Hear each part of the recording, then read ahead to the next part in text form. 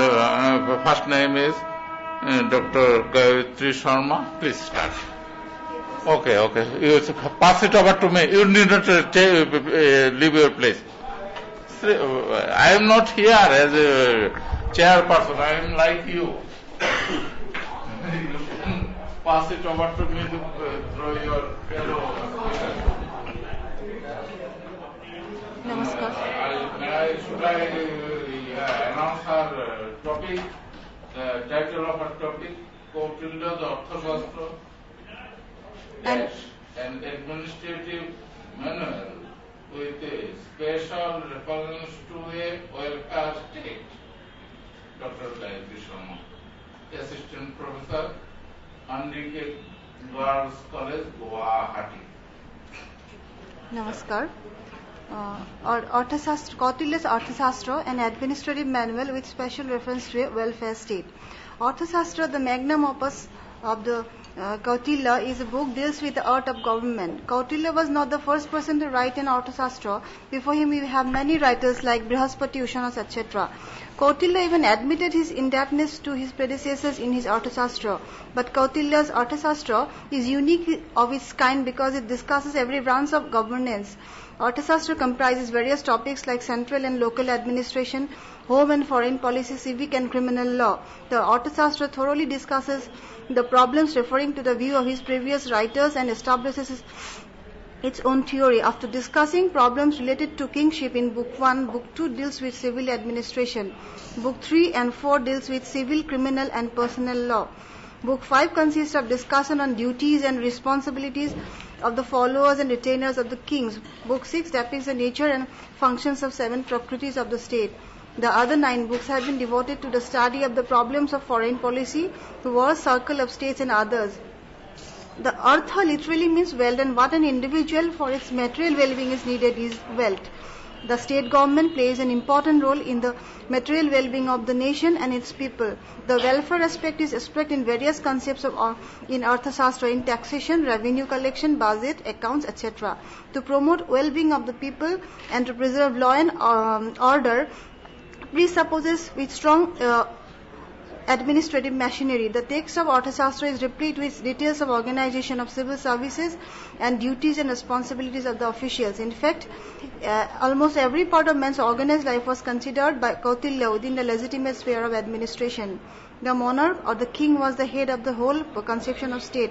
The fundamental obligation of king is to protect the people, provide security to life and property, and maintain social stability. There are 3 aspects of administration of a monarch: Raksha, the protection of the state from external aggression; Palana, the maintenance of law and order within the state; and the Yogaschema, or safeguarding the welfare of the people. Kautilya conceived a well-organized state. Therefore, the first aspect of protection of subjects is very clearly indicated in the duties of the king. The king is to protect the subjects from various calamities caused by God and man. He has to protect them from artisans, traders, robbers, thieves and royal persons, and also from fire, flood, disease, famine, epidemic, etc. To maintain peace and order in the state, the king is to afflict danda. It safeguards men's worldly existence, but application of danda should be lawful, which ensures complete happiness to individual. Unlawful application causes universal dissatisfaction, and non-application produces anarchy. The ruler or head of the state is advised that a king can rule with the help of others, as one wheel cannot move a chariot. Hence, the king should appoint advisors and listen to their advice. And it is said in the Kautilya's Arthashastra 1.7.9, Sahaya sadhyam rajattam chakram ekam na vartate purvita sachiva tasmat teshang chrinuyan matam. There were a number of officials under the king to help the running of the state machinery. These were minister, priest, senapati, yuvaraja, daubarika, pradeshta, nayaka, paura, vyavaharika, karmatika, dandapala, antapala, durgapala, atabika. Apart from those, there are a number of officials mentioned by Kautilya. Kautilya has even determined the salary for these officials. There were 3 grades of officers. Salary was fixed according to their grades. The highest salary of 48,000 panas a year was drawn by the officers like Amatya, Yuvaraja, etc. While the next grade with the salary of 24,000 panas were drawn by the civil officers like Daubarika, Antarbangshika, etc. The salary of 12,000 panas a year was received by the officers like provincial and frontier governors. The essential qualities of the higher high officials of different grades of councillors and ministers were discussed exhaustively in the 19.2.1 in the Arthashastra. Mantra is the comprehensive concept which the rulers had to follow for a smooth running of administrative machinery. Before undertaking any task, the king had to deliberate with the advisors in secret. Kautilya advises the king to collect right information, analyze and arrive at right judgment. Therefore, deliberation is not mere advice. It is actually a policy making for the governance. Kautilya holds that the power of good counsel is even superior to military strength. Pragya Shastra Shakshurhi Raja Alpenape Prayatnena Mantram Adhatum Shaktaha Paranutsaha Prabhava Patah Shamadhivi Yoga Upanishadhang Shati Atishandhatum. Kautilya even didn't lift other aspects of administration like military administration. The commander-in-chief, the Nayako, was the highest paid under the chief commander. There were chiefs of the four wings and then divisional commanders. There are also elaborate description of administrative machinery in the book 2 of the Arthashastra. The whole state activities were classified into two different departments with a head or adhyaksha in each department. The senior officials in the department were known as lekhakas. The efficiency of the administrative setup depended to a great extent on the efficiency of the officers of the secretariat and their accuracy in drafting the orders of central government. Therefore, Kautilya opines, Shasane Shasanam iti asakchate. It is apparent from the discussion that bureaucracy played a great role in the Kautilyan state machinery. The departmental heads were appointed with due qualification. Kautilya even formed some code of conduct for the officials and provisions for inspection and punishment whenever necessary. In 13.5.21, Kautilya states, Prakriti bhi rupa krishtam apanayet, aupaghati kiba deshe niveshayet. Meaning, an officer who incurs the displeasure of the people shall either remove from his post or transport to dangerous region. Kautilya also emphasized on revenue administration, which is the mainstay of state activity. There are a number of sources for revenue described in the Arthashastra. There are some listed. The chapter 2.6.2 from 2 to 9 of the Arthashastra gives detailed income of miscellaneous sources like revenues from tax and tolls, service charges, fine, etc. Other lists are found in Arthashastra in 2.15 from 1st to 10th. Then again in 2.6.10, according to Kautilya, two divisions regarding the sources of revenue. One is Parthiba, revenues from land, and one is Aparthiba, revenues other than land. Durga, Rashtra, Khoni, Shetu, Bana, Braja and Banikapath are the types of income mentioned by Kautilya. He has also mentioned a separate machinery for revenue administration headed by an official called Samaharta.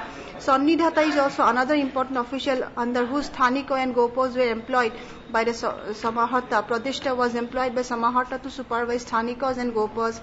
Akshapataladhaksha was there to keep the account of income and expenditure of the state. The treasurer was to take care of the whole treasury. Kautilya had also formulated fairly well principles of taxation. He introduced new taxes to be collected from the rural and urban areas, from peasants, from artisans and from traders. There are also provisions for exemption of taxes in certain conditions like drought and other calamities. Administration of law and justice was also formulated by Kautilya to maintain under the state. The ultimate source of all law was dharma and promulgator was the king. There were judges and magistrates to uphold law in a state who were known as Dharmastha or Pradesta. They were subordinate to the Samaharta. One of the outstanding features of Kautilya's manual was the episones system. There were 9 types of spies. The spies played a great role in the policy making in the administration. Kautilya has not only mentioned organizational setup of the central administration but also instructed about the smallest unit of the state constituted of Janapadas, which again is constituted of Grama, Sangrahara, Karbatika, Dronamukha, Sthaniya. There were 4 sthanikas for 4 parts of Janapadas under Samaharta. Village being the smallest unit, its administrative power was given to Gramika. Being instructional, the whole treatise is manual to kings and officers of the administration. The organization of the state, the duties, the responsibilities of the officials for maintaining order and collecting revenue are part of this manual. By this manual, it seems that the kings can serve 3 objectives of the statecraft. wealth, justice, and expansion. By these instructions, the kings Kautilya propagated a welfare state. A thorough study of the nature and scope of the activities of the Kautilyan state reveals that it was a welfare state. The concept of welfare was developed in 19th century. Therefore, Kautilya was not aware of the modern concept of welfare state.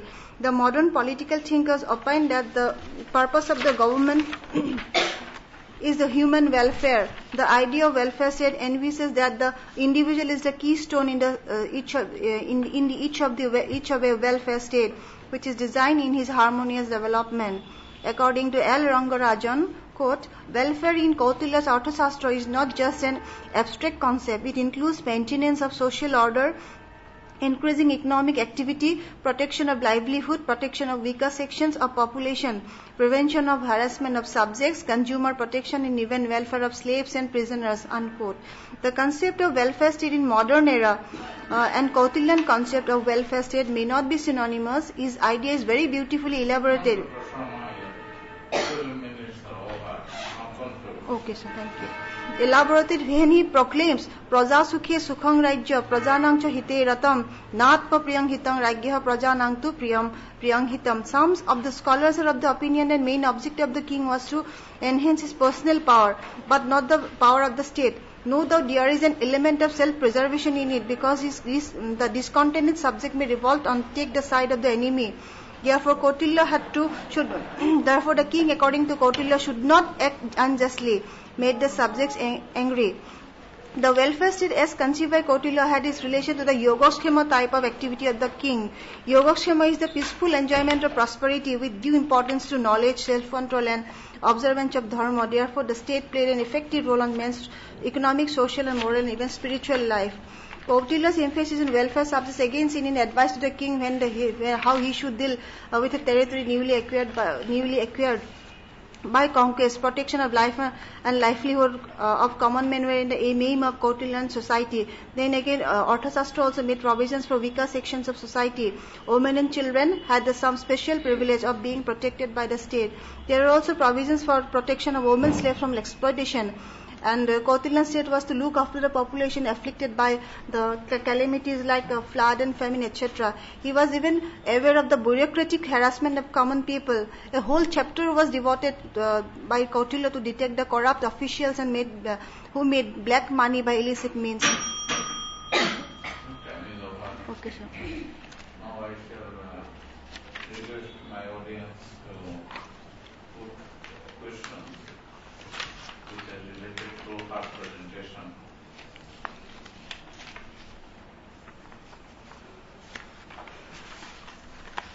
If there is none, then I must announce and into our presentation. Okay, Dr. Sharma, you have presented your paper in a very good manner. Though your paper did not attract any question, it means that you have satisfied their claims to make questions to you. Thank you very much. Thank you, sir. Now on to the second presentation. Srimati Borma Liseka. Now, Srimati Borma Liseka, please start.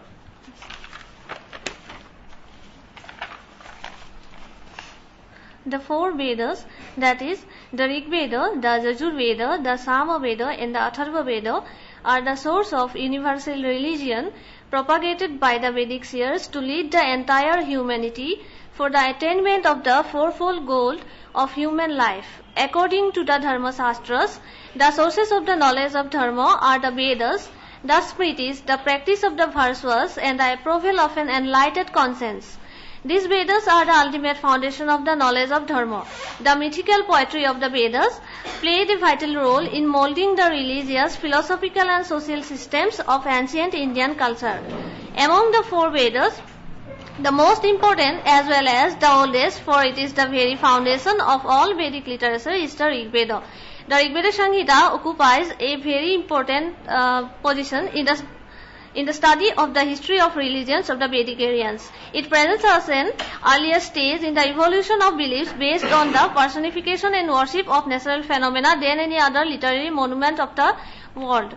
A new era emerged in the socio-religious history of India with the advent of the Aryans in the Sapta Sindhu. During the process of Aryanization, pre-Aryan elements also got mingled into Aryan beliefs which gave birth to popular Hindu religion. Religion is, as a matter of fact, a concept which a spirited man establishes in his behavior by following certain practices which according to him can develop not only the inner instincts and potencies of his own personality but that of all whosoever adopts that concept and follows those practices. Dharma or religion is a multifocal concept served with several sets of meaning which includes both the socio-moral duties as well as religious commands. According to P.V. Kane, it is used in the sense of upholder, supporter or sustainer in the Rig Veda. So we can say that Dharma contains all the principles required to sustain and uphold human existence. Religion, in its widest sense, includes on the one hand the conception which men entertain of the divine or supernatural powers, and on the other, that sense of the dependence of human welfare on those powers which finds its expression in various forms of worship. The religion of a nation or of a race is bound to differ from other nations or races because according to geographical, biological and sociological conditions, every nation or race develops its own beliefs and behaviors which create a great difficulty in giving a true definition of religion. Moreover, the differences of opinions as regards the definitions of religion is due to the different conceptions of the higher object.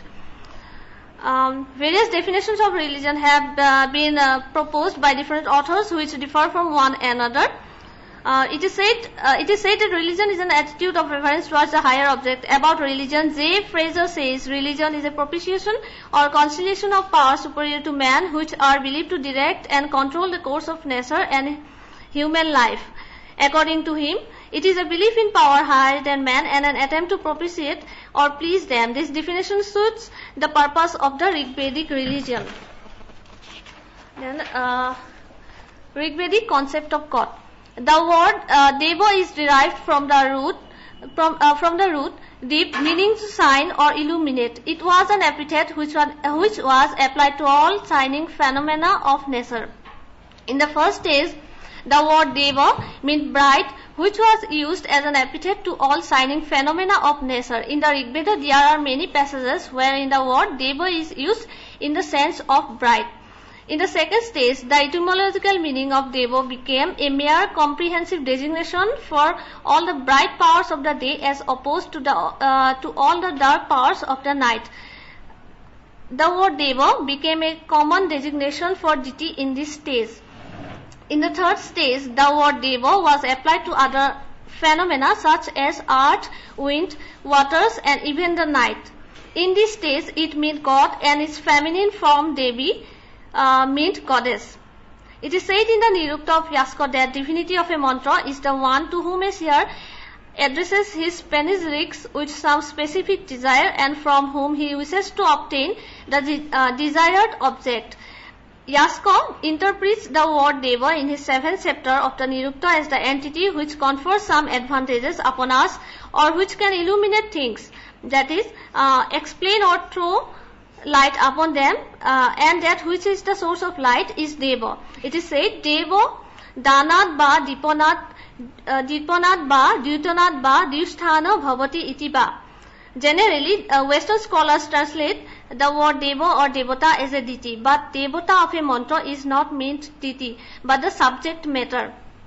Yaska in his Nirukta says the same thing. When a seer, desiring to impart instruction about a particular object, describes its properties in a mantra, it is said to have that object as its Devata. For example, Shraddha or genuine faith, Dana Stuti or praise of the gift, Aranyani or dense forest, Aushadhaya or herbs, etc. are called Devatas. From the hymns of the Rigveda Samhita, it is clear that the sense of reverence was at the root of the Rigvedic religion. Everything which is impressed by sublimity or is supposed capable of affecting us for good or evil may become a direct object of adoration. The sense of reverence became so vital to religion that it became a separate deity in the 10th mandala of the Rig Veda. This Vedic attitude towards reverence was being retained through the Brahmanas, Upanishads and the later Puranas. In the Rig Vedic period, existence of divinities was believed not only behind the natural phenomena but also in the stones and trees and the images of art, wood, etc. At that period, plants and trees were divinely animated. In the hymn 1097, the hymn 1097 is devoted to the deification of the plants with their healing properties. Plants are invoked besides the heaven. Soma is called the king of the plants. The Rigvedic hymn 10:146 describes the forest goddess Arinyani. The cult of forest trees, Vanaspati, is invoked along with the waters and the mountains. The Apri hymn applied in the animal sacrifice, where the post to which the sacrificial animal was tied is the forest sovereign, and it becomes an animated being. Moreover, heaven, earth, mountains, rivers might be supplied as divine powers. The goddess Prithvi plays a restricted part in the Rigveda Samhita.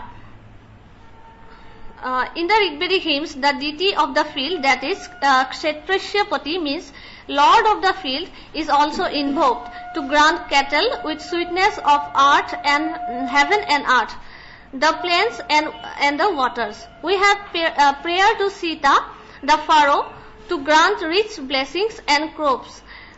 She is described fully in the sutras, which deal with the operations of agriculture.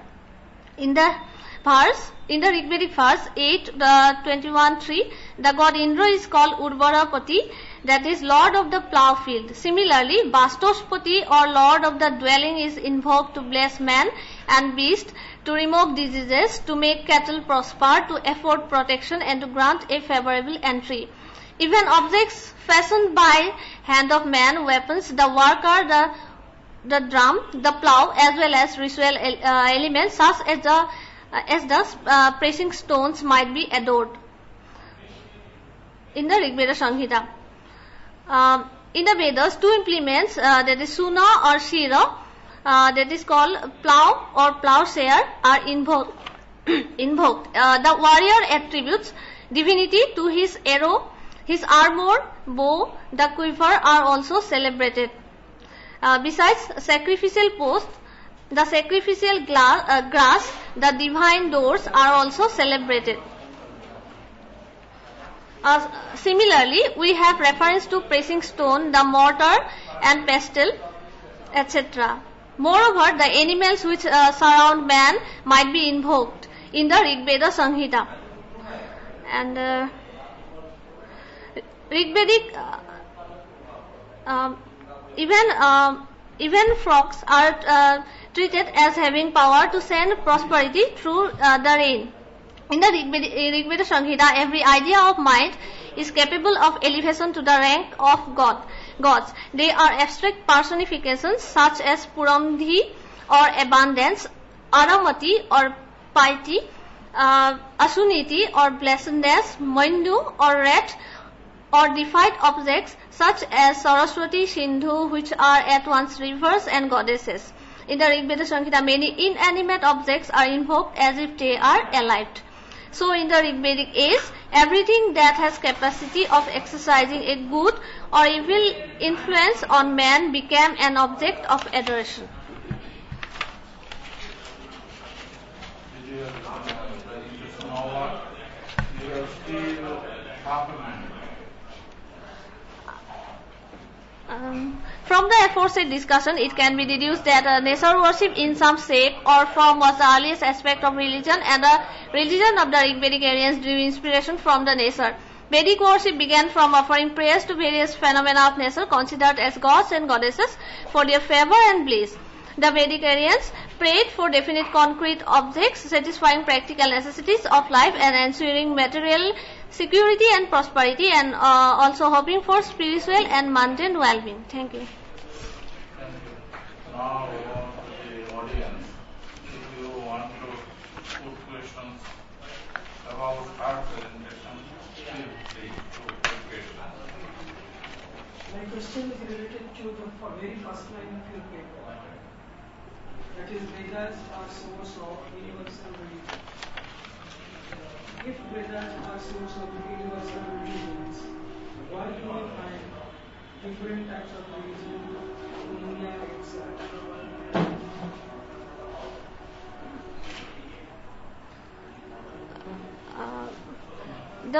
The four Vedas mainly gives us the way, mainly gives us the knowledge of religion at first. You have mentioned universal religion, so I have no objection on religion. Just I want about the universal. Sir, I'm just serving all such things. Okay, is there any question except this? Sir, I have one question, but not the. Okay. Here the My question is up to you. it is a congregation of scholars, and we have to exchange our mind with each other. I like to give attention. No. Okay, see you. Question is simple. So far my knowledge is concerned, Vedas are the inner voice of God. And Vedas are the inner voice of God. The whole Vedas are the inner voice of God. Second, the language of Vedas, so far my knowledge is concerned, is Sanskrit. So my question is, what is the language of God? A very good question. Will Barnali shed some light on this question? Do you intend to give any answer from your end? It is you who has inspired him to make question. Your claim is the foremost one. Okay. Okay, Barnali, I am here. I call you Barnali. Do you mind? About existence of God. She said that if I have an opportunity to put a question to her, I shall ask her what is her concept about the existence of God. Okay, is the God there? Fire is kindled, the seers or the priests sit near it, and they start chanting Vedic hymns before it. Who God is there? They are invoking. In another manner, in a separate way, I put this question: did the God, the personification of Agni, appear there? Did Agni come in the place where the Agni is worshipped, the fire is worshipped? So at that period, every natural phenomena was worshipped, which impressed people. In a high pitch. At that period, natural phenomena which impressed people, that was worshipped by the Rigvedic age, by the Rigvedic people. Maybe it was Agni or some other natural phenomena. Vedic seers speak truth. They might have understood the existence of God there. It is not an idle talk that they will go on invoking, go on praising a God who is not there. How did they understand that God is here? But we people, the other people who had not that insight, they could not have seen the God. But how a seer understood that God was there?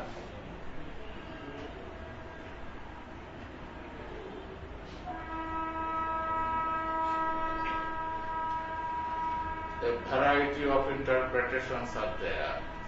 Some people say, some scholars say that the Vedic seers had some intuitional knowledge, a knowledge of high level by which they could understand that God personified, the God which is manifest in fire, in physical form of fire was there. Now with your question, if an existence of God is there, then the worshippers used to impose their own language, own behavior, own rule of life on those existence. And the God, the concept of God, wide acceptance among the people. If their abstract existence was preached to the people, ordinary people, they would not have understood what their God was. But if the seers depicted them in a manner that God Agni had matted hair, had beards, had a physical form, glowing physical form, he takes some food. This is how they wanted to popularize their gods to ordinary people.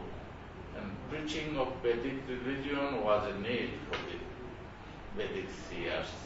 The more Vedic religion was spread, the more powerful the worshippers would be. This is my answer to your question. I have a couple of questions, but Okay, I am thankful to further you. debate of that like that because it is very, very controversial. Scholars vary, scholars differ among Because we themselves. shall accept, if we accept this theory that God is the Vedas are the inner voices of God, language of Vedas is Sanskrit, then can we call God to his universe? Why shall I not call your voice as a voice of God? Who are you? You did not create your own voice. Where from did you get your own voice? You make this question. No, you sir. just think about it. This is not my voice. No, there is no mic. This is not my voice. I am talking inner voice of God. And then if I describe that my gentleman, my dear scholar, speaks the tone of God, what harm I shall do to you? You did not create your own voice. Everything is divine. God looked at Even your hair you cannot create with your own effort. Then what is the harm? And if Vedic seer says like this, what is the harm? We have to understand. We have to feel the feeling of the Vedic seers. This is what I understand about Vedic. Now, thank you, Varnali. I thank you profusely because you have incited some questions, and I tried to very feebly, in a very poor manner, I tried to give a solution to it. If it pleases you, I am happy. Okay, I will now go on to the next speaker, Dr. Praveen Pralayankar. Yes, you are here. Okay, thank you, sir. Okay, things are like you. Sir, I don't have hard copy of my paper. I prepared for the deputy, but at the last time they said me to come here. That is why. Our discussion does not wait for any mechanical device. We shall mix our mind with each other without machines. Respected chairperson and the delegates, the topic of my paper is Does Bhagavad Gita provoke of war? Yes, I am just writing down here. Yeah. Myself, Dr. Praveen Pralayankar. I have Yeah. Does Bhagavad Gita provoke of war? Does the Bhagavad Gita? Yeah. Okay. Does the Bhagavad Gita provoke of war? Provoke war. Yeah. Okay. Go on. Yeah. I have just written. The paper, this paper I have designed in the 3 sections. The first section is what was the controversy about the Bhagavad Gita. Second is why the public prosecutor raised this controversy, and the third part is the controversy raised by the public prosecutor was not true, so it was rejected by the court. Now come to the section 1. The beginning of the second decade of 21st century is a very unique controversy in the field of Indology.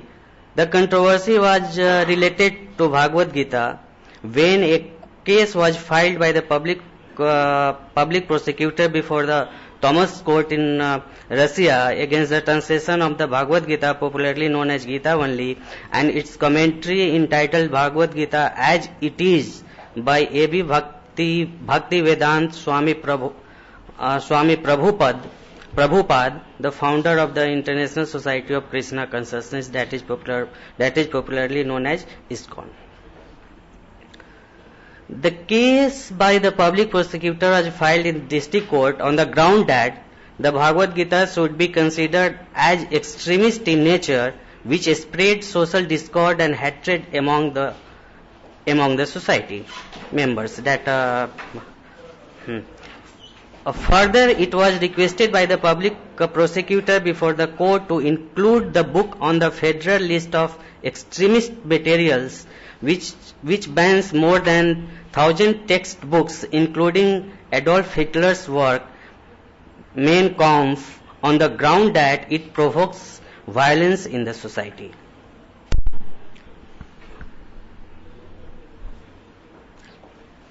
In this way, the Bhagavad Gita and the Mein Kampf was treated similarly by the public prosecutor, which looks very strange to me. Why it looks strange to me? For that I will like to present some facts about the Bhagavad Gita, that it has the credit of being translated into almost all the leading languages of not only India but of the world, and in this process it has been translated into more than 80 European languages. If it provokes war, then why and how it was translated in more than 80 languages of the Europe. Second, more than 100 millions of copies of Bhagavad Gita has been either distributed or sold so far in last 3 to 400 years. Bhagavad Gita. Before going to the second part of my paper, I will like to give a very small introduction on Bhagavad Gita in this way, that with its 700, somebody says that it has 702 verses, Sanskrit verses, divided in 18 chapters. The Bhagavad Gita is a Hindu scripture and is part of the ancient epic Mahabharata. In Mahabharata, it occurs in the Bhishma Parv and comprises 18 chapters from the 25th to the 42nd. Having been influenced by the teaching of the Buddhism, Jainism, Sankhya and Yoga, and almost all major school of thoughts prevailing in the current society, scholars roughly date the Bhagavad Gita in the period between 200 BC to 200 AD, and since it represents a summary of the Upanishadic teaching, it is also called the Upanishad of the Upanishads. Now come to the second part of my paper. Why the case was filed against the Bhagavad Gita? For this, let us look on Veda Bhagavad Gita, whom the father of the nation and a great follower of the principle of non-violence, Mahatma Gandhi called his dictionary of the daily life, talks of war and bringing disturbance in the society. For that purpose, the use of the word like yudh, which is synonyms of war, confused many to believe that the text preaches of non-violence and advocates for the war. But if we look in depth, we find that in fact it is the intellectual, conceptual and emotional bankruptcy of an individual that makes him or her to believe this. In fact, it greatly favors ahimsa, non-violence, to which the Indic tradition's view is not just an idea of refraining away due to some divine command or injunction. In the concept of swadharma, the particular duty of the individual in particular situation tends to be the central concern. In this way, Krishna's criticism of Arjun's view of absconding from war is totally correct and should be treated as an eye-opener, because he was so much confused that he was unable to think of Swadharma at the beginning of the Gita. Now let us take the distribution of the word Yuddha, which compels many to think that the Bhagavad Gita directly talks about war and creating violence in the society. In the whole text, the term Yuddha has been used in 8 verses. For example, in 1.9, it has been said that many others brave men who have given up their lives for me, who fight. So it is fight here. Who fight with various weapons, all dexterous in battle. Again in 1.23 and 1.33, then 2.31. I will not go in detail of these verses because it will take time. And 2.32, 2.37 and 2.38 and 18.43. It talks of war. Directly it is talking about the Yuddha or war. Now come to the section 3rd. That is a rejection of the case. Contrary to section 2, this section discussed about Bhagavad Gita does not talk about war, rather it talks about universal brotherhood, which has been Indian tradition since very long. To support this, I would like to put the following verses taken from the Bhagavad Gita itself. In 5.19, it is said that birth is overcome here itself by those whose mind is established in equality. So it is talking about the equality of human beings. Brahman is flawless and equal indeed, therefore they abide in Brahma. Then in 6.9, it talks, he excels whose region is equal to us, the companions, friends, enemies, indifferent, neutral, jealous, saints and sinners. So in this verse also it is talking about the equality.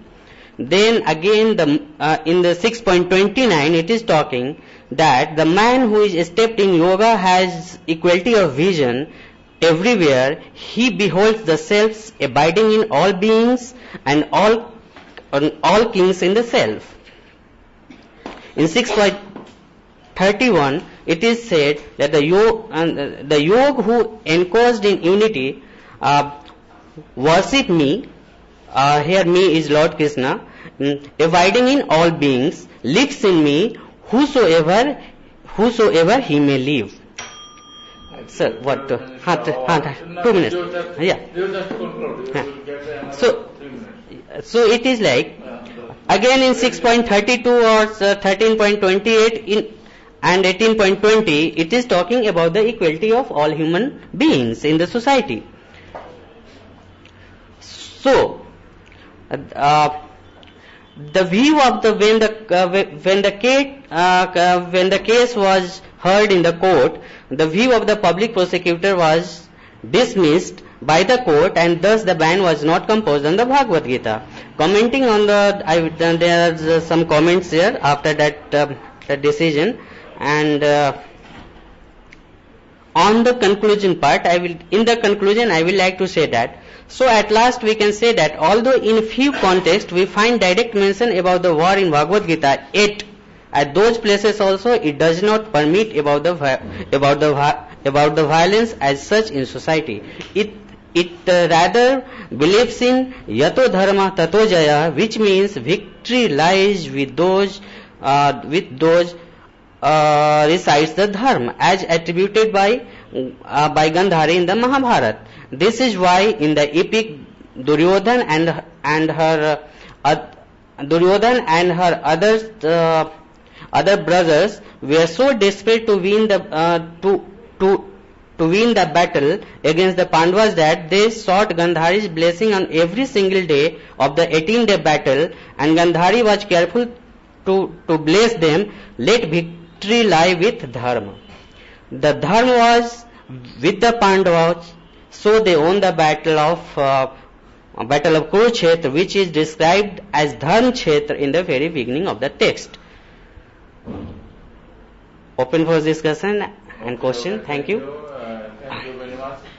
Do you have any questions, scholars, dear scholars, and dear audience, members of my audience?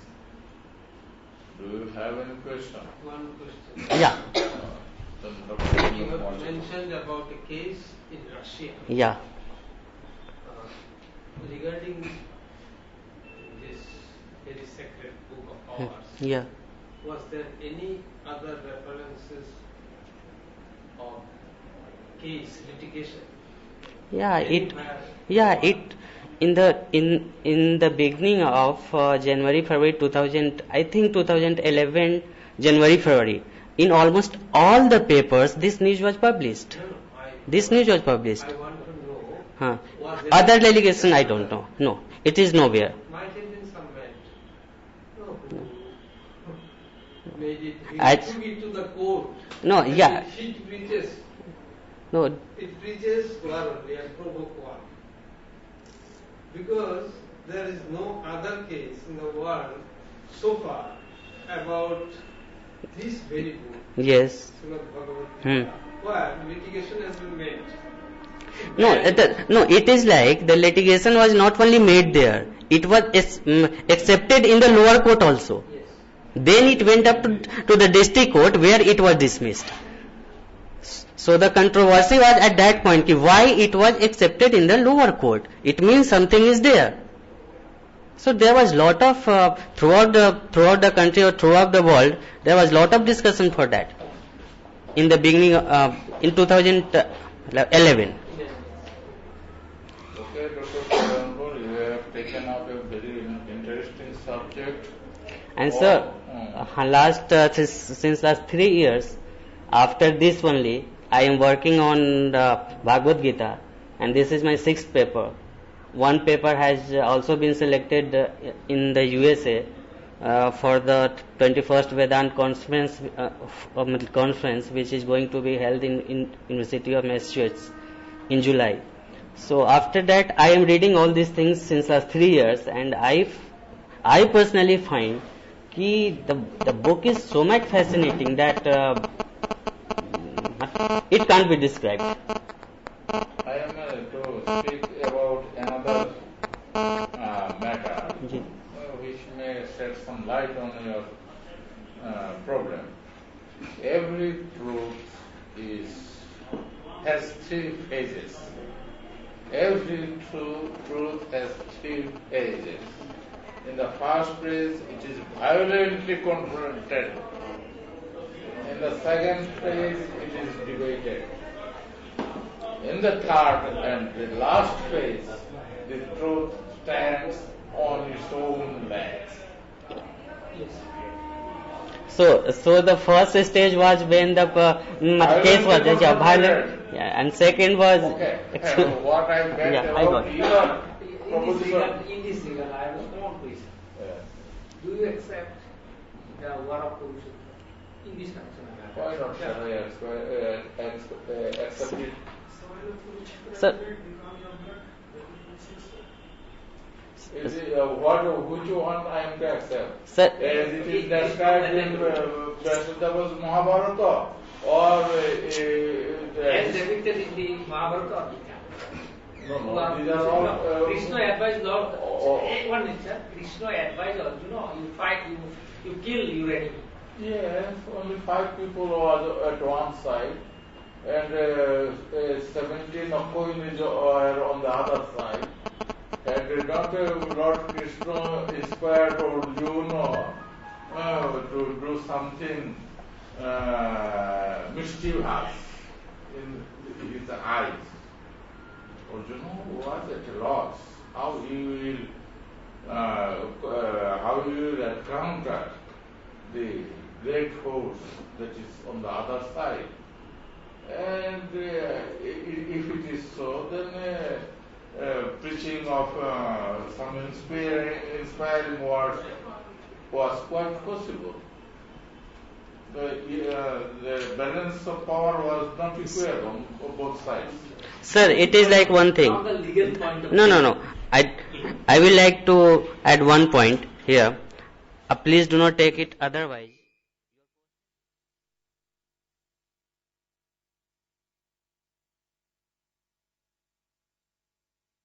Whom we are saying that he is my papa, mama and dada, dadi. So it is like that. Okay, and Dr. Sir, please do not mind. I shall My intention is not I that. shall be, I shall rather like to conclude your discussion. Thank you very much. I am coming here very often. Okay, sir. Okay, he is also very much welcome here. He keeps on making questions. This is beauty. I converse with you. Okay, Yes. now on to Sulagna Pal. Good afternoon, everybody. I am Sulagna Pal, MPhil Research Department of Philosophy, University of Delhi, India. The title of my paper is Knowing the Body, Seeing It Through Their Eyes. Again, please. I'm just Knowing the body, seeing it through their eyes. Yeah, it can be divided into 3 main sections. Section 1, Buddhist understanding of the body. Section 2, gendered notion of the body. And the section 3 is female body seen through the eyes of the society. Section 1, Buddhist understanding of the body. To begin with the attempt to understand the human body, one of the good ways to start with this analysis will be to ponder over the definition of the term itself. Buddhaghosa, who is a Buddhist scholar, defines the term body as a collection of bones, joints, flesh, blood, cuticles, skin, etc. According to Buddhaghosa's viewpoint, the body is a substratum for foulness. The way of calling the body as a seat of foulness might seem strange to a few readers, although closer reflection over the work might reveal Buddhaghosa's intention while using the term foulness with reference to the body. According to Buddhaghosa, the essence of the real nature of the human body is its foulness. He further makes a detailed analysis of the matter and enumerates different kinds of foulness. This enumeration of the different varieties is based on the different kinds of greed commonly observed within human nature. To quote a few words from Buddhaghosa, quote, "This foulness, while of 10 kinds, has only one characteristic, for though it is of 10 kinds, nevertheless its characteristic is only its impure, stinking, disgusting and repulsive state. That's essence." Unquote. This point of enumerating the different varieties of foulness present within the human body is a step ahead in understanding the true nature of the same. I feel that Buddhaghosa's understanding of the body is not meant for all. Quite a few of his readers will interpret his approach as a cause of pessimism within man. Any layman perceiving the body will not think about its underlying foulness. He'll consider Buddhaghosa's stand to be rather a pessimistic one. I felt after pondering upon Buddhaghosa's stand on the body that his sole intention behind pointing out the foulness of the body had been to highlight upon a basic ingredient of human nature, namely greed. Greed is one of the 3 main reasons behind human misery.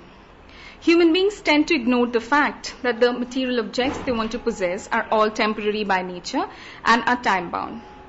The human body with all its beauty and glory, shape, size, color, etc., are not going to remain intact with the passage of time.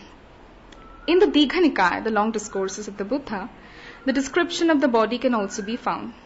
To quote some words from the Digha Nikaya, quote, "In this body there are head hairs, body hairs, nail, teeth, kidneys, heart, liver, pleura, stomach, excrement, bile, phlegm, pus, blood, sweat, fat, tears, tallow, saliva, urine," unquote. The above description of the body does not make the reader feel good about it. The point which draws my attention can be formulated in the form of a question. Why does the Buddhist school of thought portray the ugliness of the body in the form of its description? Does it mean that the Buddhist school of thought has an aim of demeaning the body? According to my understanding, the Buddhist school of thought does not want the people living in this world to live a life of delusion, attaching themselves to temporary things. The body is nothing more than the Panchakhandhas, air, water, fire, earth, and the mental faculties linked with consciousness. It's Nama Rupa Sanghata. The goal of transcending the body, going beyond the Rupa part of the individual, is not an easy task. He clearly states that foulness, Buddhaghosa clearly states that foulness is a part and parcel of a body, whether it's dead or living. The only difference between a living and a dead body is that, in the case of a living body, there are certain external manifestations superimposed on the body which hides its foulness. While in the case of a dead body, the foulness present within it is explicitly observable due to lack of any superimposed manifestation. Buddhaghosa gives a number of examples in order to elaborate his point. I'll cite one such example. He says that a human being who has a lust for, say, the shape of the body should meditate upon the bloated dead body. As a result of meditating upon the bloated body, he'll be able to realize the fact that the shape of the body, for which he has such a lot of lust within himself, is transitory by nature and is definitely not a part of its essence.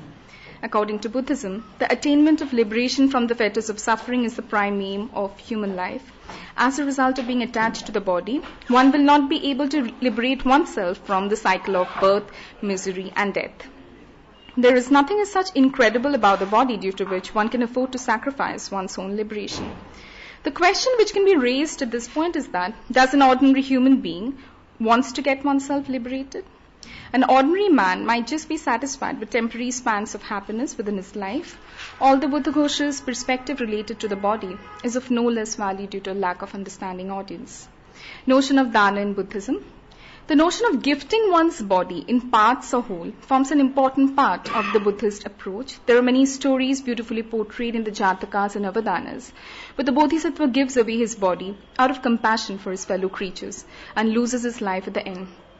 The Bodhisattva does not feel any sort of hesitation while giving up his body in exchange of terminating the misery of ignorant creatures. Riko Onuma, who is a Buddhist scholar, describes a number of stories centered upon the concept of gift of the body.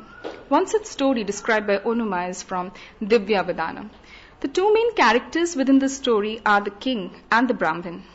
The king has an all-round good reputation, while the Brahmin is a greedy one who attempts to test the king's selflessness. The work done by the king is indeed sound apart. In other words, the attitude of the king is way apart from others.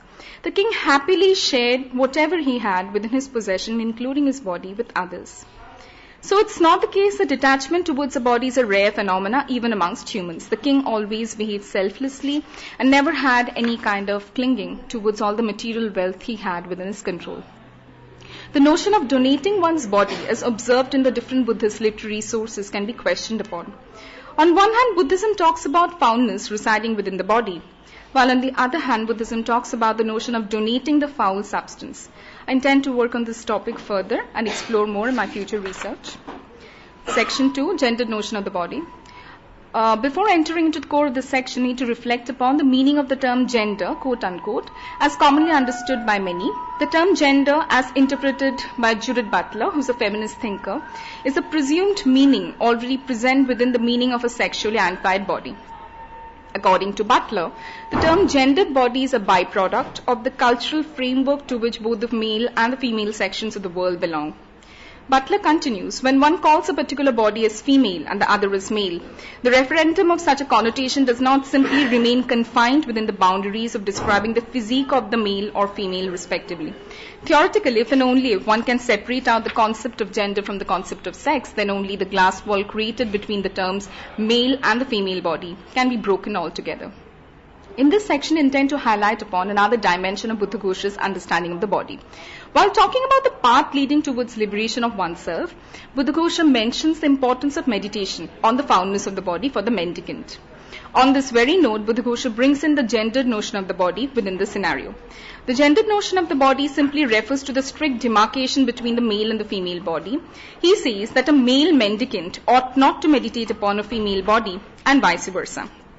To quote some of Buddha Ghosha's words, quote, however, a female body is not appropriate for a man or a male body for a woman. For the object, namely the repulsive aspect, does not make its appearance in the body of the opposite sex, which merely becomes a condition for the wrong kind of excitement. Unquote. This particular point raised by Buddha Ghosha does not seem quite justified in my viewpoint. I do not feel that the question of the gendered notion of the body has any relevance over here. My feeling is not arbitrary by nature. It's based on Simone de Beauvoir's understanding of the female body, about which I'll be discussing in the following section. Section 3, female body seen through the eyes of the society.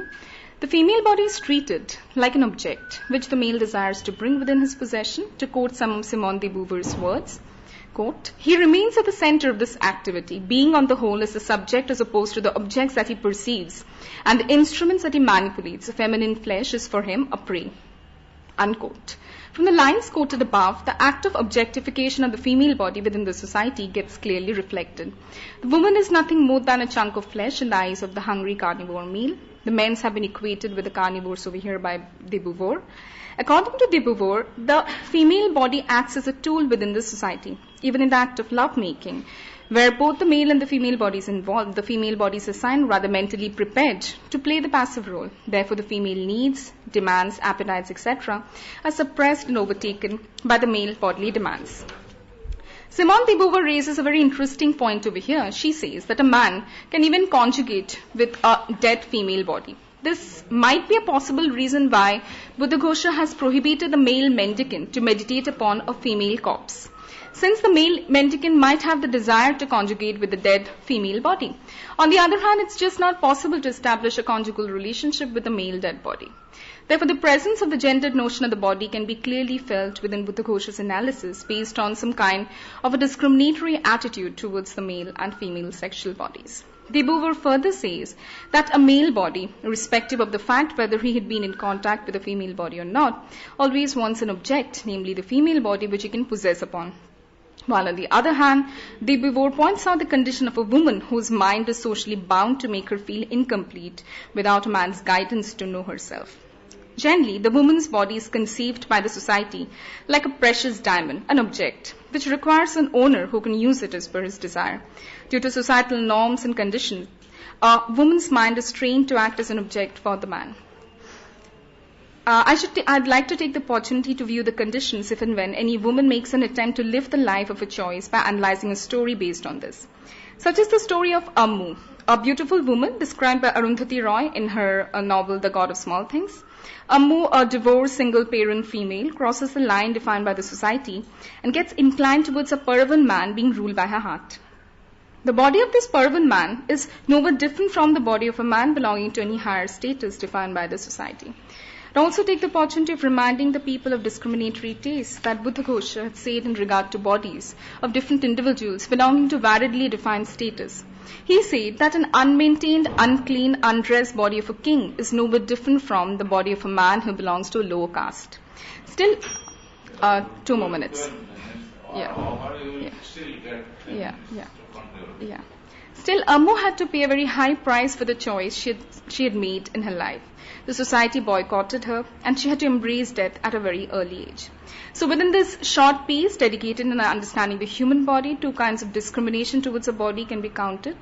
Male and female bodies are discriminated, which in turn leads to gendered notion of the body, and discriminatory attitude towards the individual bodies based on their membership to some respective socially defined caste. Conclusion. If I go back to the title of the paper, Knowing the Body, Seeing It Through Their Eyes, their quote-unquote, so there refers to the following few. The body is seen through the eyes of the Buddhist school of thought, the body is seen through the eyes of some feminist thinkers, and the body is seen through the eyes of society. If I have to briefly say what I know about the body after seeing it through the eyes of the above-mentioned few, I would say that both the Buddhist school of thought and the society have stressed upon the physicality over and above anything else. However much less important might be, although the Buddhist school of thought considered birth as a human being and thereby having a human body to be a matter of great fortune, based on the fact that being born as a human has the potential of attaining nibbana within his lifetime. Well, as soon as the Buddhists are giving importance to the gendered notion of the body, they're shifting their focus elsewhere. This point might be debatable. While on the other hand, if I have to comment on the way of visualizing the body seen through the eyes of the society, all I can say is that there are many big issues which are into the dormant state and require serious attention, and not so much of time and energy should be wasted over dealing with these trivial man-made issues. The society should unite their minds in some more constructive and meaningful issues than engaging themselves within trivial matters, which are nothing but creation of a few polluted minds having its massive influential impact on many. On this very note, I'd like to conclude this piece by reminding the readers about the relevance of being human over and above anything else. I'd like to say the fact of being human transcends all limitations, including the limitations created by the structure, the construct given the name of body, quote unquote. So being human and acting as one should be the main motto in life, disregarding all created differences. Thank you all for your patient hearing. Wow. And do you have questions to put to her for clarification or for any suggestion thereof? One thing, you have made your focus entirely on body, perceived by three different eyes. Now, the body, nowhere I have heard about mind. Body without mind, or does it get complete? Basically, this paper is about how we can transcend the body, how we can go beyond the body, and so the focus is just entirely on the body and why and how can one, and why would one like to transcend it. So it's entirely on the body, it's not about the mind. Transcendence. Transcendence in the sense of going beyond, and why should one opt to go beyond. Transcendence requires mind's activity, where body has to be thought through mind. Yeah, I've also talked about being human. I mean, being human means not differentiating individuals based on the points I mentioned. So in that, I've not directly talked about mind, but in that way, yes, mind comes into. It's relevant, definitely. Yes, wow, No, he has a question. He has a question. Okay. Although it is not directly linked to your question, but only for curiosity, I just want to know, in Buddhism, is there any talk about mind and brain? Or what is different between mind and brain? I don't know about it. So you can better answer this thing. You have dealt with Buddhism. Buddhists stand on the body. Buddhist stand. Yeah. But Buddhist knowledge is not unique in the field of knowledge, in the field of, or in the schools of philosophical thoughts in India. I don't know which one is older or which one was later. Upanishadic texts also give a very vivid description of human body. These texts are devoted to create, to incite a sense of hatred against the existence of corporeal existence, that is body. It is a collection of blood, collection of flesh, etc. And we people, the ordinary people, exhibit their highest regard for this filthy thing, dirty thing. So the Upanishadic seers wanted to say that why should a wise man go after body? He must go after something else, something which is different from body. This was the thing which originated, or it has some relevance even in the scripture, in the text of Upanishad. Even in Mukti Upanishad, Narayana Upanishad, Mukti Upanishad are cases in point. Thank you, sir. even in Muhammad Guru, Shankaracharya This is translator, later date. Moskori Gosala. You might have heard Moskori Gosala, Ajivika. They did not care for what their body used to feel. They kept their body naked. They used to live in caves. They did not share the feeling of other people about the body. These are the things. The body is an object of attraction, interest of people throughout the ages. Thank you. Thank you. Thank you, Ms. sir. Pal, you have selected a very good topic for your study. I wish you success. Thank you, sir. Okay. Now on to the next speaker. She is Miss Priyanka Saha. Miss Priyanka Saha, I just note down your name, and will you give me a paper or will you just pronounce what your topic is? My title is A Reprisal of Rama's Sojourn in Sarvanga Hermitage.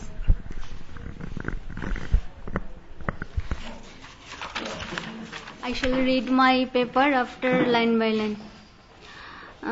It is stated in the Aranya Kanda of Valmiki's Ramayana that at the start of Rama's journey through the Dandaka forest proper the hero, that is Rama, in company with Sita and Lakshmana, first halted for a very brief period in Sarvanga's hermitage, to which they had made their way in the direction indicated by Viradha, the Rakshasa, who was probably entrusted with the protection of the Dandaka forest and endeavored, though in vain, to resist the rank outsiders from entering the forest. When they were drawing close to Sarvanga hermitage, it was all of a sudden that Rama alone got to see an amazing sight up above the sky, that Indra's chariot was on its descent into the hermitage. Though Rama had immediately attracted his younger brother's attention to this strange celestial event, the latter, however, seemed to expect to be perfectly clueless about the god's descent. But on the other hand, Rama's intense spirituality, which had been a characteristic feature of his personality and which was now illuminated by the god's upright presence in the hermitage, led him to go all alone in the direction of the hermitage. Thereafter he stationed Sita and Lakshmana at a little distance and himself began to walk down the path that led him to the sacrificial ground. It, however, happened there that no sooner had Rama reached the place, the god evidently chose to go out of the stranger's sight. Thereafter it was that Sarvanga gave a respectful reception to his guests, and it was, however, that in his readiness to embrace death by fire, he wished to transfer to Rama the title of his hard-earned heavenly possessions. But Rama politely resisted his unwillingness to possess all those heavenly abodes and asked him instead to be allowed to establish a settlement somewhere in the neighborhood of the hermitage. Then Sarvanga suggested that Rama could comfortably live somewhere in the surroundings of Sutikna's hermitage, which was not a great distance from there. Though the episode of Indra's descent into Sarvanga hermitage appears to be at odds with the other concomitant events that are said to have happened during Rama's journey through Dandaka forest. There, however, exists an inherent religious significance in the presentation of the event involving Indra's descent right at time of Rama's advent in the scene of the mountainous region, which was sparsely populated by a number of people belonging to the different stages of evolutionary social life. The hermits who were Rama's neighbors in the Chitrakoot mountain were leading a migratory stage of life. They abandoned their settlements in the Chitrakuta for some other different place, as they did not cope with the monarchical setup of administration which Bharata's army had some time ago exhibited to them. The migration of these hermits from the mountainous flanks of the Chitrakuta forest broke Rama's spirit. He was in search of a habitable settlement, no matter it was deeper in the mountainous region of the Dandaka forest. At the time when the question of finding a suitable place for habitation had begun to trouble Rama, the event of Indra's descent into Sarvanga's hermitage offered a solution to his problem. Indra was a prominent god of the Vedic pantheon. In the Vedic period, Indra's worshippers believed that the god being invoked through prayers appeared in bodily presence at the offering in the sacrificial ground. The Vedic gods showered favors on the votaries as he fashioned a well-ordered and habitable land for the worshippers. So, keeping this view in the mind that the Vedic sacrifices involved essentially the idea of drawing near to the god and making an offering to secure his favor. It may, however, be concluded that the establishment of the Vedic sacrificial tradition in Sarvanga's hermitage had held a hope for Rama that he would be able to spend the whole length of his life in the exile in the mountainous flanks of the Deccan plateau, where the sacrificial tradition of Vedic religion had already held sway among the people. Thank you.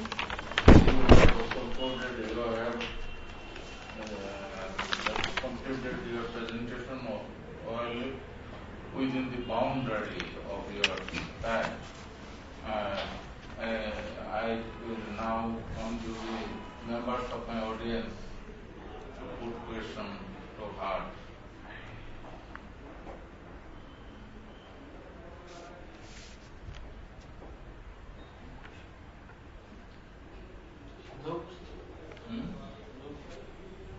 Then I shall go on to the next one because my time is getting shorter every minute.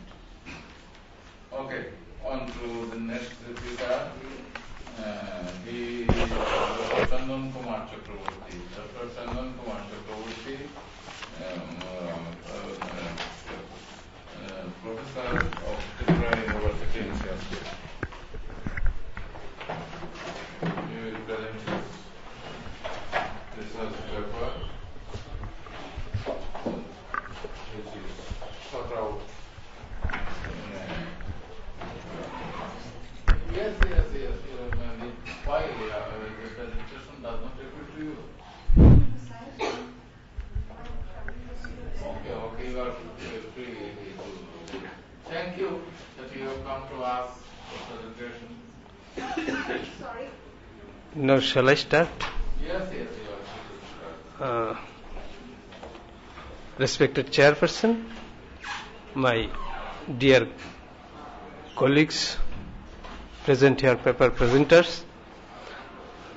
The title of my paper is The Curious Weapon Associated with Kala, that is time, in the light of the Indian epics. I have gone through the Ramayana and Mahabharata while working on it, and I have found that both of these 2 points are war narratives, and there are plenty of weapons. But in regard to weapons, Valmiki and Vyasadeva have made some concepts with the weapons, like Kala. I have concentrated in this paper only on those weapons, a very few weapons, which might have been meant something else. It is historically true that man is by nature a fighting animal. The earth has hardly witnessed peace excepting some occasional rare intervals. Dr. P.C. Chakraborty writes in his book Art of War in Ancient India that the two deeply rooted instincts in human nature, one of self-preservation and the other of self-expansion, are the causes at the call of either of these two basic facts that man has always fought through the ages. This is why men fought against men, then gradually his fight culminated in the wider field from personal struggle, and he fought clan against clan, and still later he fought state against state, and the process continues. India, a country known for her culture of ahimsa, non-violence, was not exception to this general attitude. War was not overlaid by the Indian scriptures. Our ancient lawgivers had accorded sanction to war, though in the name of righteous war, that is dharma juddha. The country passed through an unending series of battles and wars, starting from the days of Devodasa in the Rig Veda till the beginning of the 13th century, when the Turkish invaded this land of ours. Our two great epics, the Ramayana and the Mahabharata, are primarily two war narratives. They hinge on two great wars, one between Rama and Ravana, representing a conflict between superior and inferior races, and another of the type of family feud between the Kauravas and the Pandavas. Battles and wars involve arms and weapons and various war materials. The arms and weapons used in the epic wars are surprisingly varied and representing varied degrees of devastating power.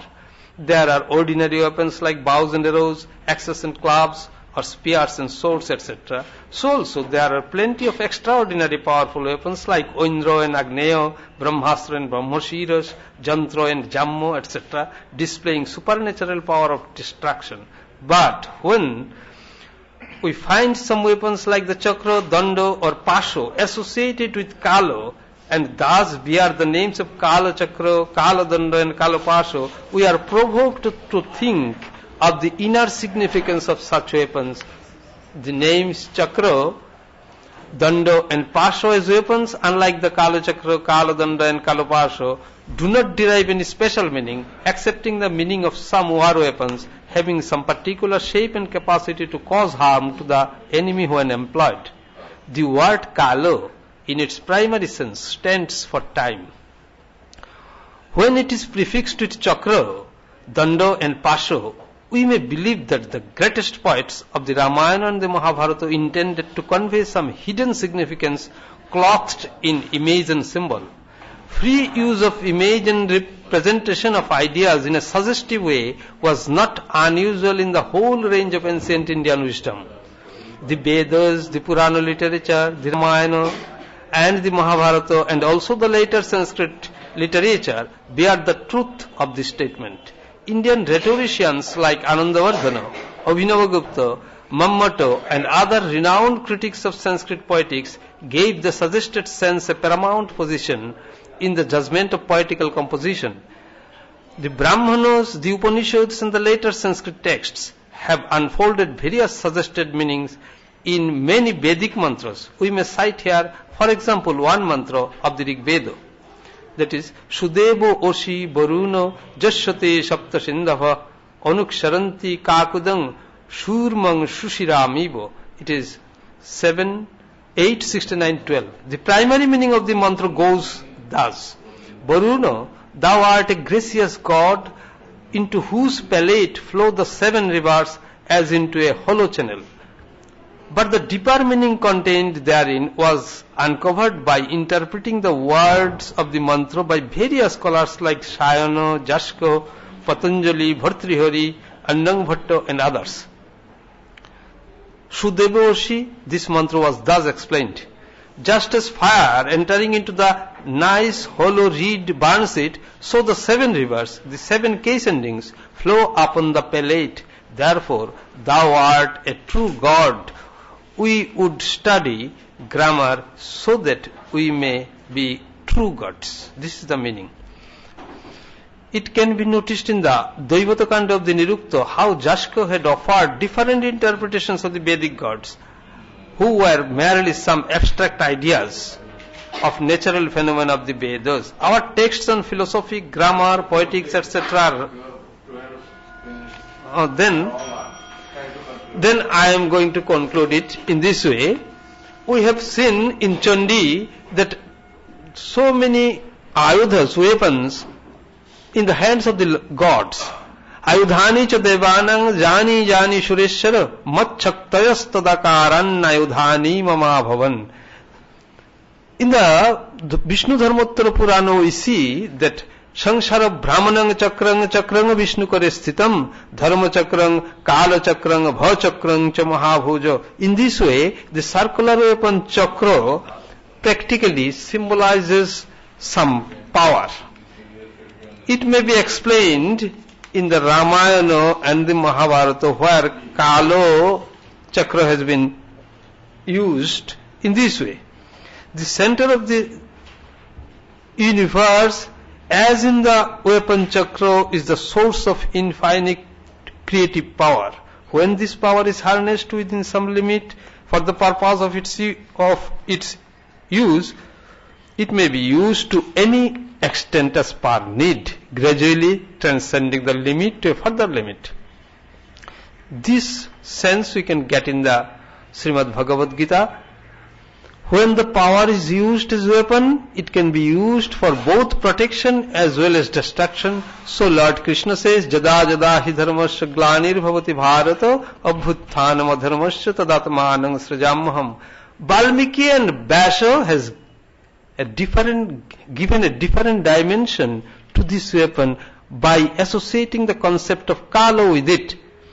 We find in the expression in the Mahabharata in various ways. Kalamula vidang sarvang bhava bhavau sukha sukhe kalah pachoti bhutani kalah sangharati praja nirdahantang prajah kalang kalah samayate punam.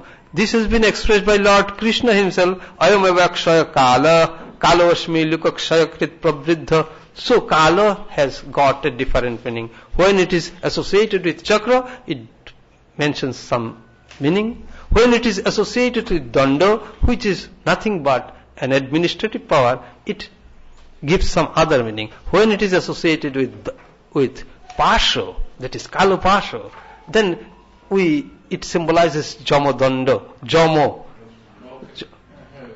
Thank you very much. If any question is there, I am ready to answer. He is inviting himself questions, so you must you put him some questions. The Curium became associated with Kala in the light of the Indian. So my doubt is that Kala itself is a people. Kala itself is a people. Yes. Kalasya karan. Kala Sangharate Praja. Kala How you Sangharate. have written this kind of title? The curious people associated with Kala. Because Kala, we know that the chakra is there, Danda is there, so many names as weapons. But my doubt is only one thing, that the curious people associated with Kala. It means Kala is not people in your sense. Kala is not at all weapon. There is a conception. You may use it in different way, but Kala itself, also there is. Kala Sangharate Praja. Kala means, Kala has two different senses, one transcendental sense and the other is temporal sense. In the temporal sense, we divide kala. The perpetual kala is divided by us. But in the transcendental sense, it is lasting for perpetual time. Don't know anybody when it was created and when it will be ended. That kala, that has two different dimensions of thought. I think that this is my presumption that Vyasadeva and Valmiki very technically used that word kala with the weapon only to indicate that this has some perpetual meaning inside it. Because clothing some idea in a different manner and presenting it in a different manner is our tradition. We have seen it, Sudeva, Shi, etc. Different mantras are there in the Bhagavad. My question is what you want.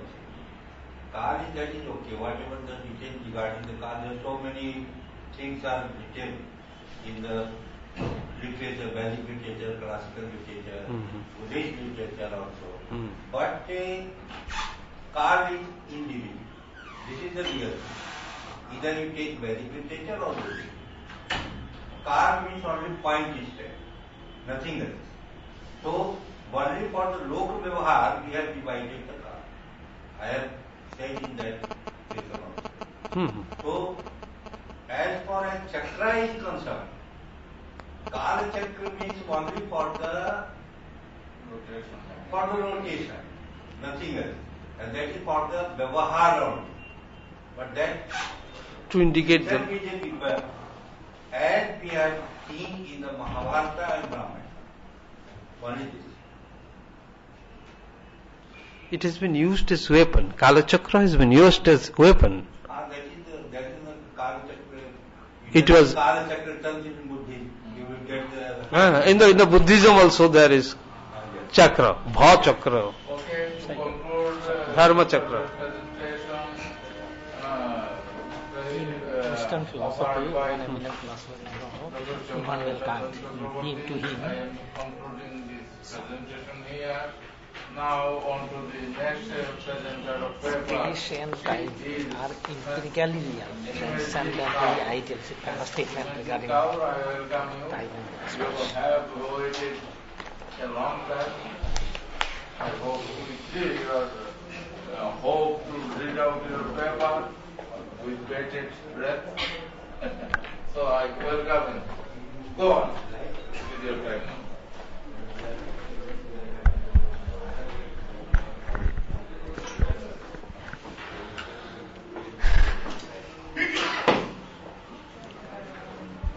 Please, she is present her paper.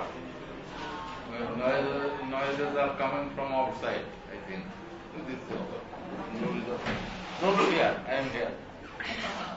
Good afternoon, everyone. We all are here to represent our views on ancient wisdom and modern world.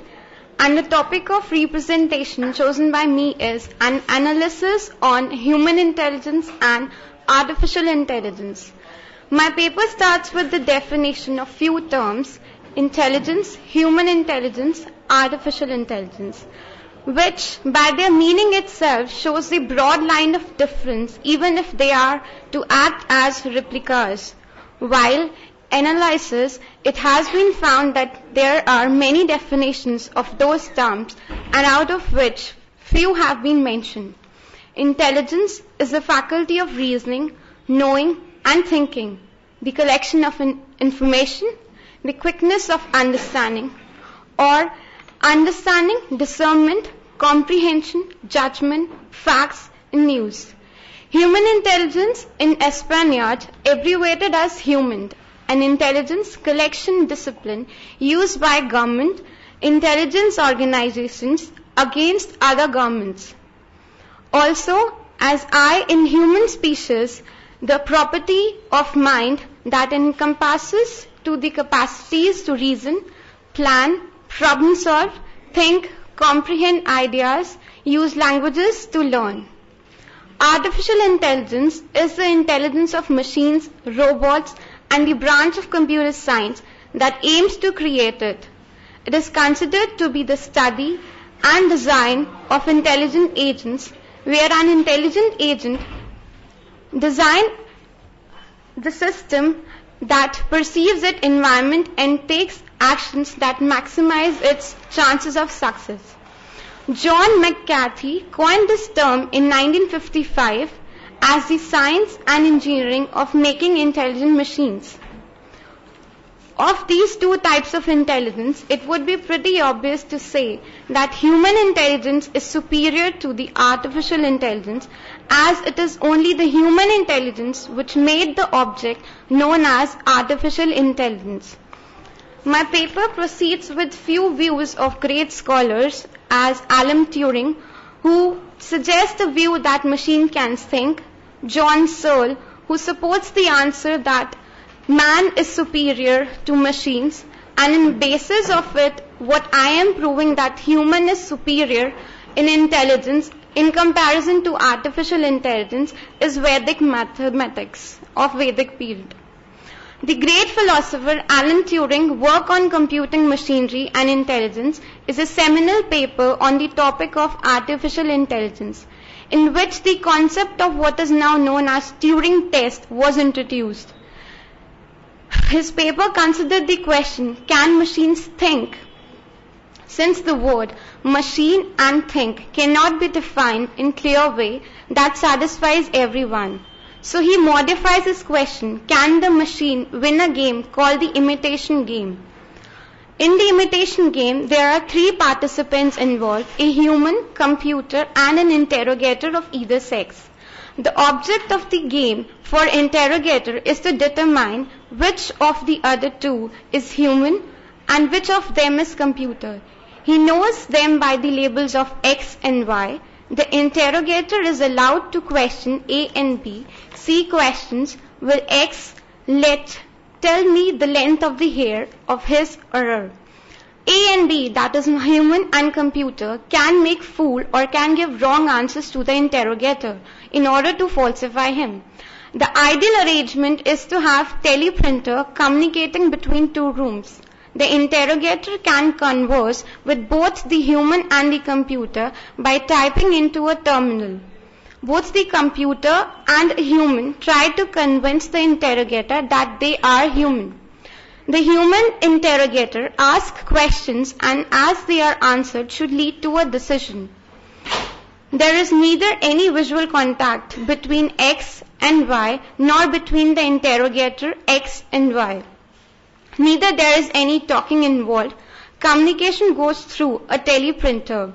The interrogator cannot consistently tell which, then the computer wins the game. Using this approach, Turing clearly separates the physical from the intellectual. Turing writes what will happen when a machine takes a role of human in this game.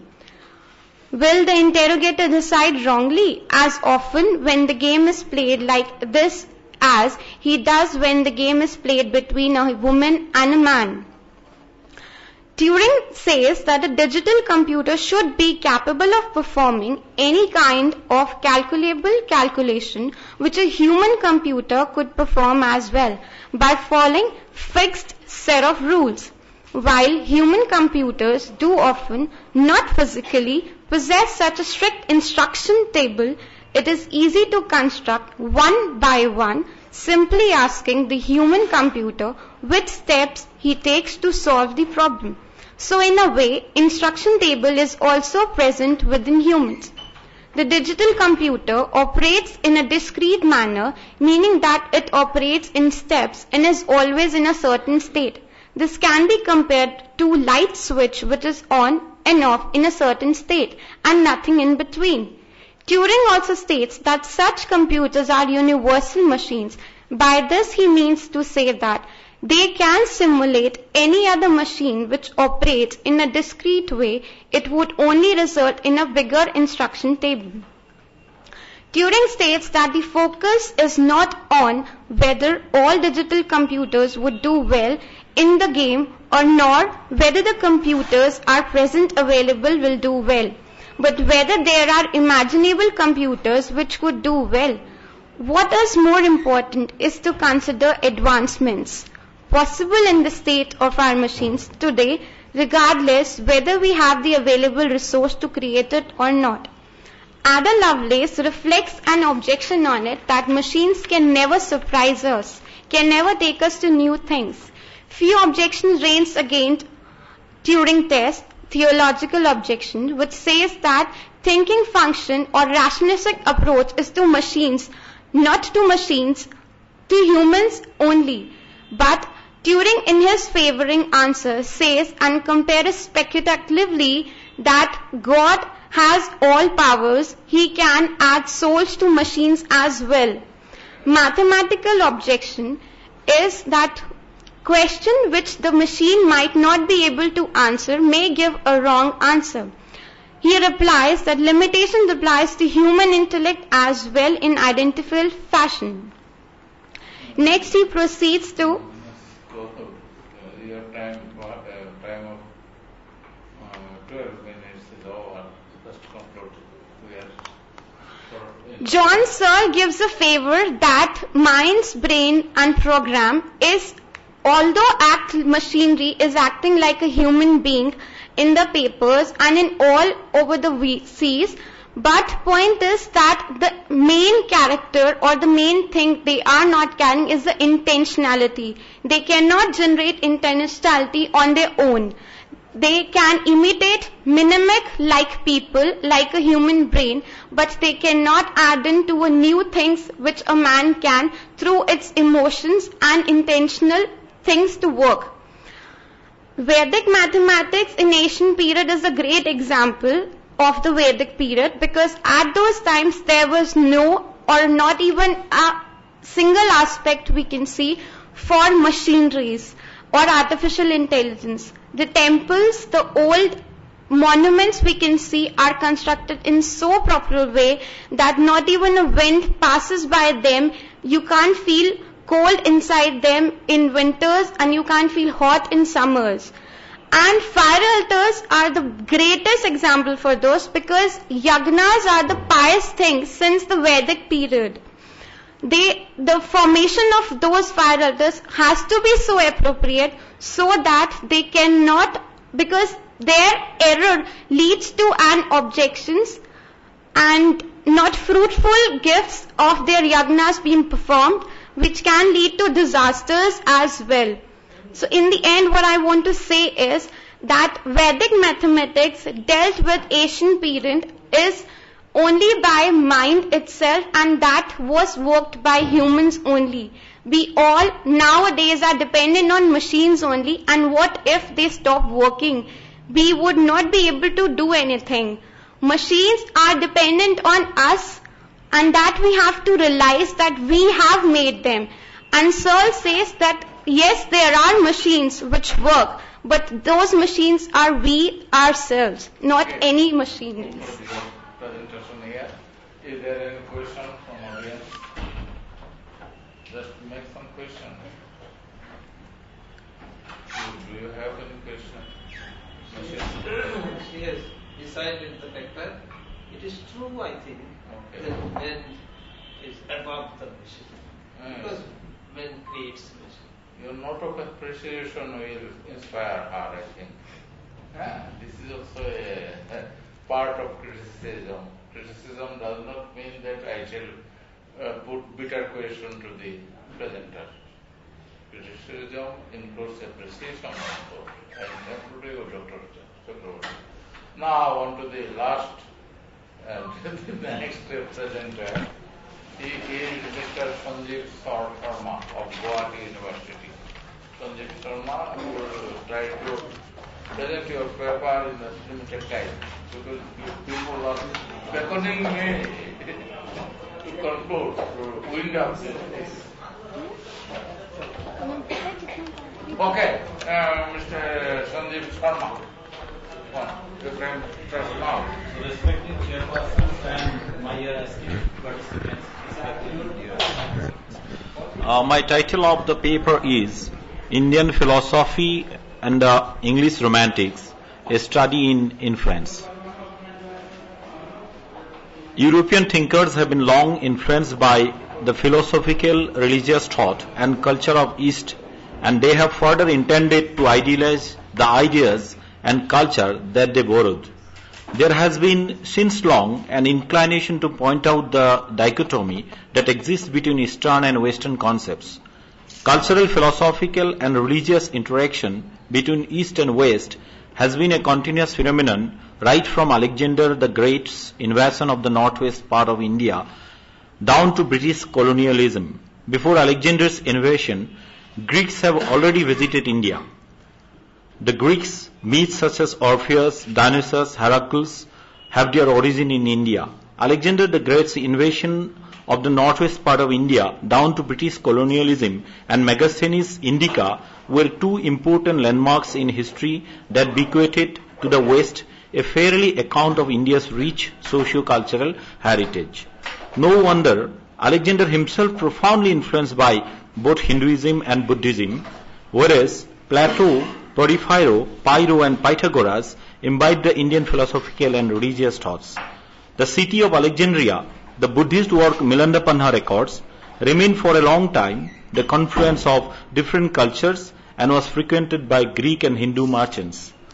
After the fall of Alexandria in 642 AD, the responsibility of dissemination of Oriental thought in the West fell into hands of travelers, traders, scholars, preachers, pilgrims and invaders, and the Arabs played a prominent role in binding the Occident with the Orient. During the confluence between Orient and Occident was further facilitated in the early 19th century, a century that witnessed an Indian Renaissance in England and Germany following the translation of several Sanskrit texts into Latin, French, English and Germans, and in this respect the role played by Sir William Jones, Sir Wilkins, G. Forster deserves special mention. Wilkins' prose translation of the Bhagavad Gita in the year 1785, Thomas Morris' History of Hindustan in 1793, Edward Moore's Hindu Pantheon in 1810, Robert Southey's Indian epic The Curse of Kahama in 1810, and Sir William Jones' series of hymns to Indian gods and goddesses, besides his translation of Kalidasa's Abhigyana Shakuntalam in 1790 and Joydeva's Gita Govinda, exerted profound influence on the English poets such as Wordsworth, Coleridge, Shelley and Keats. Jones, Wilkins, H.T. Colebrook and Moore were the formidable Orientalists through whom the English Romantics was admittedly acquainted with Indian mythology and philosophy and religion. Against the aforesaid background, the present paper is designed to search for Oriental connection behind the Indian philosophical concept and Western thought, and how these Oriental ideas like Hindu doctrine of Trinity, Pantheism, Vedantism, Avatarvada, the system of soul making, which involves an elaborate spiritual journey, including the purification rites in Vedic system, Niskama Karma, as reflected in some of the letters and poems of William Black, William Wordsworth, P.B. Shelley and John Keats respectively. So my paper is a little bit longer. It is 14 pages. So I may not have time to elaborate all the poets. So I have mentioned here about Black first. Northrop Frye, an eminent critic on Black, asserts that Black was among the first European idealists able to link his own tradition of thought with the Bhagavad Gita. P. Berger, another authority on Black, locates certain striking similarities between the thoughts of Bhagavad Gita and the philosophical doctrines of William Black. Since Sir Wilkins' translation of the Hindu Bible enthused the Romantics together with the translation of Sir William Jones, a famous Orientalist, the Gita shaped the ideology and transcendental outlook of European mind. So I have shown here how Black has been influenced by Indian thought, especially Srimad Bhagavad Gita, with certain quotations from different poems. Now I don't have time. And then next I have moved to there is another important Romantics, Coleridge, followed by Wordsworth, were the eyewitness to the French Revolution, and In Wordsworth's poem, like Tintern Abbey, the autobiography of Wordsworth in miniature, Wordsworth reminds readers of Vedanta, Yoga, Sankhya, and Shaktism and Tantricism. Like Black, Wordsworth was also inspired by the three modes of nature representing illusion, Sattva, passionate action, Raja, and ignorance, Tama, as adumbrated in chapter 3 and 4 of Hindu Bible, the Gita.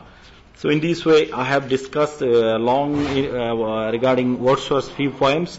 Then I have came to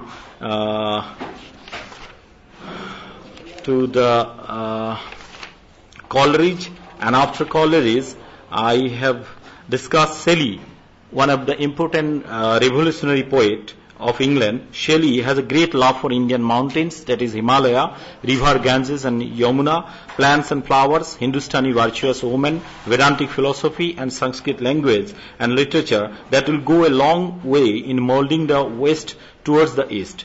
Shelley's sensible reference will be drawn copiously from his poems Queen Mab, Alastor, Prometheus Unbound, Hymn to Intellectual Beauty, Hellas, Adonais, Indian Serenade. These are the poems written by Shelley in connection with the Indian thought in order to justify as to how Shelley was influenced by Indian philosophy, naturalism and culture. Afterwards, I have discussed the last but not the least, that is John Keats. Like the senior romantics, John Keats also evinced his engaging interest in India and was inclined to see India, a desire which ultimately remained unfulfilled. In his letter, one of his letters to Miss Jeffrey of Tegemouth, Devon, which the poet wrote from Wordsworth's palace, Hampstead, on 31st May 1819, I quote here, "I have the choice, as it were, of two poisons, yet I ought not to call this a poison. The one is voyaging to and from India for a few years. The other is leading a fervorous life along with poetry. This letter will suit me best, for I cannot resolve to give up my studies." This is the quotation from one of Keats' letters, and I have discussed quoting his poems Endymion, Ode to a Nightingale, Hyperion,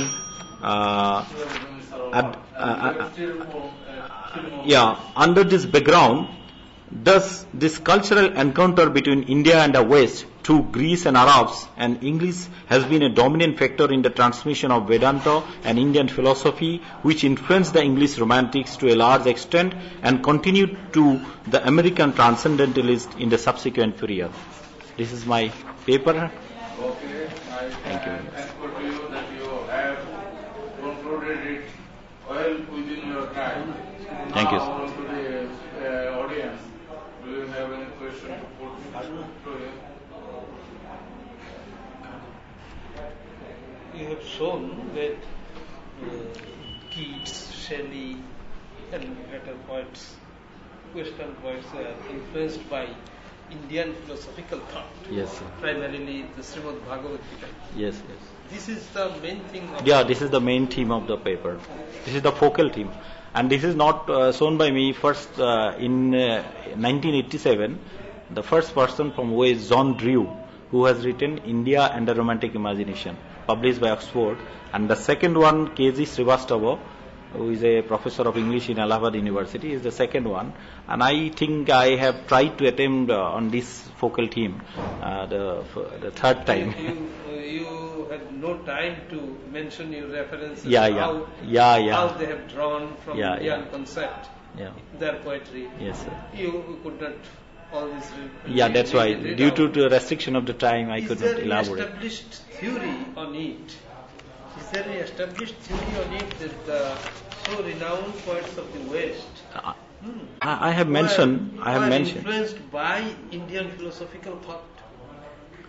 The renowned poets, all the romantics, especially the William Wordsworth, Keats. Actually, see, when Bhagavad Gita was translated in the year 1785, in instruction of the then Governor General Warren Hastings, Warren Hastings has given 6 months leave to Sir Wilkins to translate Bhagavad Gita into English, and that has reached England, and that created a sensation, and that was the period of romanticism in England. And that is why I feel, and even the scholars feel, not only me, some of the very distinguished scholars, they are pointing out that the romantic mind is shaped by Indian thought and Indian culture. My query. Yes, I have got my answer. Thank you, sir. Thank you, Sanjeev Sharma. You have presented a very good paper. Thank you, sir. With my own report, what I have done here, I have the privilege to put my attention, careful attention to the number of 8 presenters. First one was Gayatri Sharma, then was Srimati Barnadi Deka, then Dr. Praveen Polayankar, then Srimati Sulobna Pal, then Srimati Priyanka Saha, then Dr. Chandan Kumar Chakraborty, then Srimati Kaur, and the last presenter was Mr. Sanjeev Sharma. I have no time. I don't intend to bore you all with my idle talks. All of you have presented very good papers, but it is my lapse, or it is a lapse of the people here who arranged this conference, that we did not give you enough time to hear about your attempt to establish a thing of interest. With these words, I close here. Thank you all.